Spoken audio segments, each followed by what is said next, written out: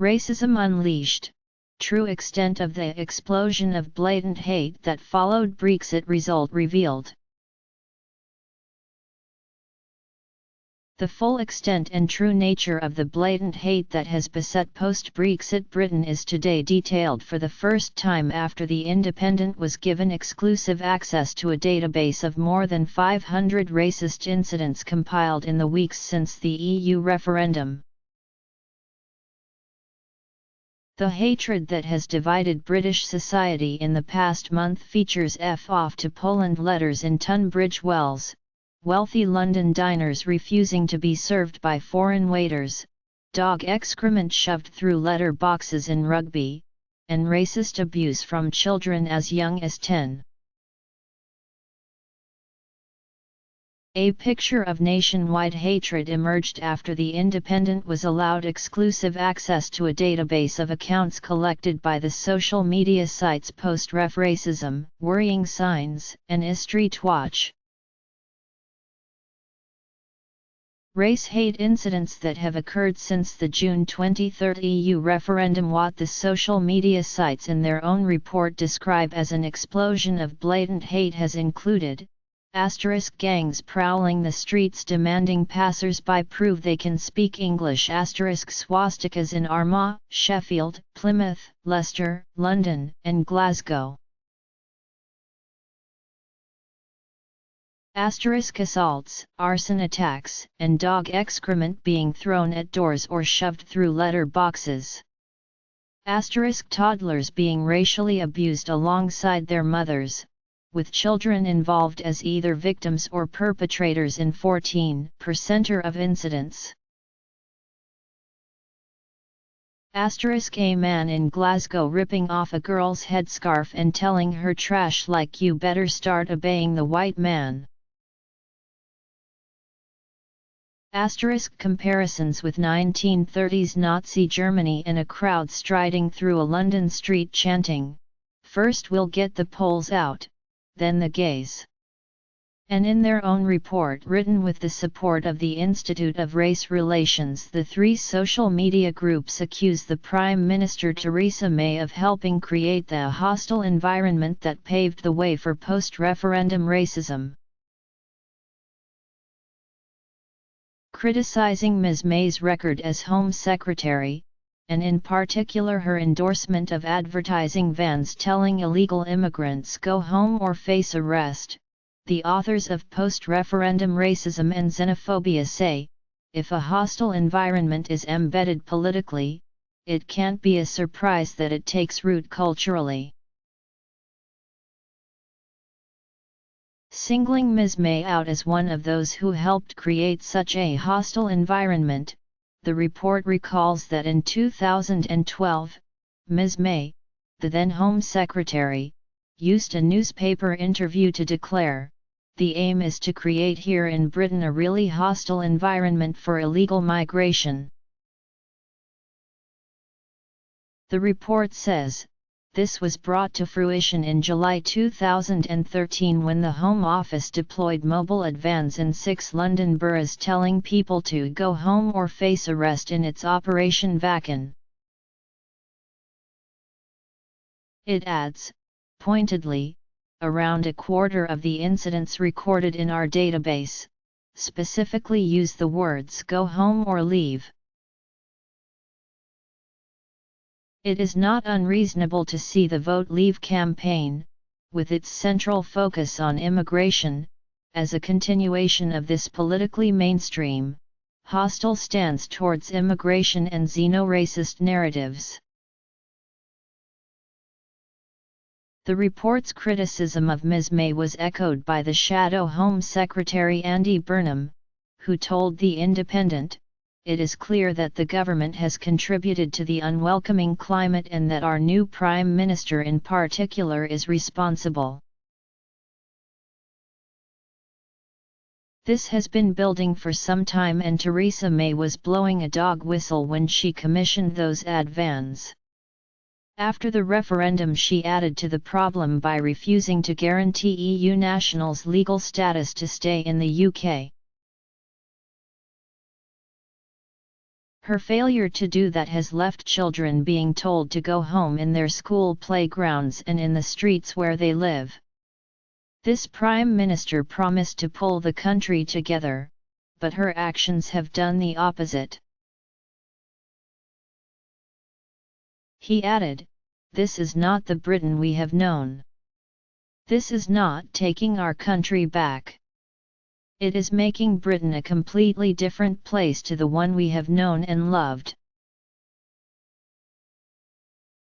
Already police have said that reported hate crime rose by 57% in the 4 days following the referendum, and that 42% more hate crime was reported to them in the last 2 weeks of June than there had been in the corresponding period of 2015. The database shows that since the June 23 referendum, virtually no corner of the UK has been left untouched by racism, even areas that voted strongly to stay in the EU. The database includes incidents such as a Polish doctor treating patients in a hospital in Oxford, a city where more than 70% voted Remain, being told to effing go back to where you belong. While 76% of incidents were restricted to verbal abuse, 14% of cases involved threatened or actual physical violence. In Yeovil, Somerset, a Polish man was asked to prove he could speak English and then beaten to the point of suffering a potentially life-changing eye injury. The involvement of children as victims and perpetrators was described by the authors of Post-Referendum Racism and Xenophobia as one of the most alarming and least expected trends. A 2.5-year-old Polish girl walking with her mother through a park in Croydon, South London, was told by a 60-something grandfather, "We voted to leave, so why the F don't you go home? None of us want you here." In Taunton Deane, Somerset, a 10-year-old told their German teacher, "I'm not doing what a bloody foreigner tells me to." Nor was the racism restricted to people who could be categorized as frustrated and socially excluded. In an expensive restaurant in Mayfair, London, on the day the referendum result was announced, a party of celebrating Brexiters refused to be served by an Italian and demanded an English waiter. An online booking for another top London restaurant included the demand, "I want British waiter please, sick. Don't send any Europeans to my table." One of the most disturbing aspects of the incidents examined by the Independent involved signs that some racists saw themselves as preparing to extend their attacks to other minority groups. The database records a crowd walking down Drury Lane, London, chanting, "First we'll get the Poles out, then the gays." Reporting an attack on a Romanian lesbian in Oxford, the actress Juliet Stevenson suggested the incident showed strains of 1930s Nazi Germany. Priska Komaromi, the lead author of social media sites Report, said the referendum debate and result had given some people the impression that there was no longer any shame in expressing the race hate they had long felt. Ms. Komaromi, an academic researcher who helps run the Post-Ref Racism Twitter page, told The Independent, "The referendum result emboldened some people because it made them think that everyone agrees with them now." Her report also claims that elements of mainstream politics and media has for years been creating an environment that encourages racist feelings.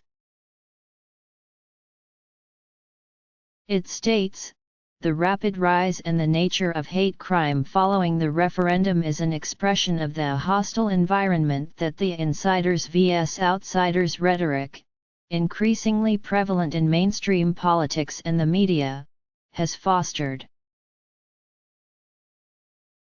As Liz Fakit, director of the Institute of Race Relations puts it, one of the things that has become clear is that the hostile environment that has been an official aim of policy for the last few years is coming home. If a hostile environment is embedded politically, it can't be a surprise that it takes root culturally.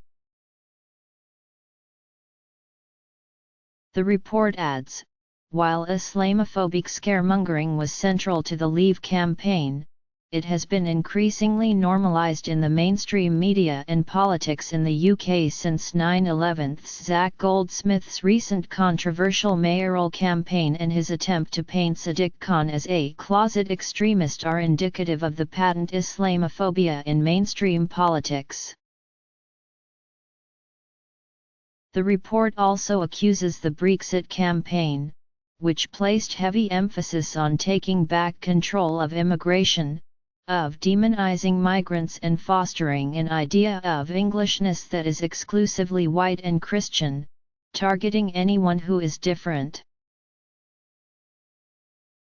While criticizing leading Brexiters Michael Gove and Boris Johnson, it reserves its harshest comments for the Breaking Point poster unveiled by the then UKIP leader Nigel Farage. It calls it the most obvious example of the dehumanization of migrants, and particularly refugees. The result seems to have been that while 51% of abusers specifically mentioned the EU referendum, the most commonly targeted ethnic group was in fact people of South Asian, rather than European origin. And around 1/5 of the abuse aimed at people of South Asian origin was Islamophobic. The post-referendum racism report comes days after the government launched a new hate crime action plan in response to public anxiety at the hostilities seen since June 23. Launching the plan, which will include fresh guidance to the CPS and a £2.4 million fund for security at synagogues, mosques, and churches, Home Secretary Amber Rudd said, "Hatred against any community, race, or religion has no place whatsoever in our diverse society. We are Great Britain because we are united by values like democracy, free speech, mutual respect, and opportunity for all." Stressing that Ms. May's measures as Home Secretary had been directed at illegal not legal migrants, a Home Office spokesperson said, "It is categorically untrue to say the Home Office has called for a hostile environment for immigrants." However, the British public expect us to take decisive action to prevent immigration abuse and make it harder for people to enter or live here illegally. That is why we have introduced new legislation through the Immigration Acts in 2014 and 2016. We are also clear that it is completely unacceptable for people to suffer abuse or attacks because of their nationality, ethnic background, or color of their skin. We will not stand for it. That is why we have launched our new Hate Crime Action Plan, setting out the robust and comprehensive steps we will take to eradicate hate crime.